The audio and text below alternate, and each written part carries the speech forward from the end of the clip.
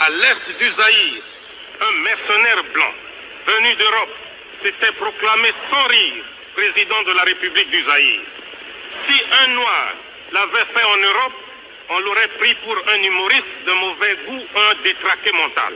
Mais, puisque c'était un blanc qui le faisait en Afrique, les colonialistes avaient mobilisé la presse, la radio et la télévision pour les mettre à son entière disposition.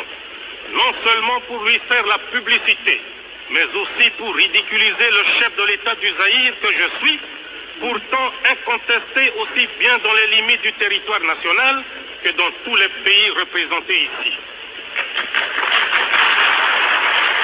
Une telle provocation est pour moi une insulte intolérable que je ne peux pardonner. Au moment où je vous parle, la situation anachronique qui prévaut actuellement en Angola, en Rhodésie, au Mozambique, en Namibie, en Afrique du Sud, est impensable sans un soutien réel de certaines puissances occultes. Comment peut-on expliquer qu'un pays comme le Portugal puisse avoir la force de contrôler des grands territoires comme l'Angola, le Mozambique, s'il n'était pas soutenu par des puissances plus puissantes que lui? En effet, le Portugal est un pays économiquement, socialement et culturellement sous-développé, sans démocratie.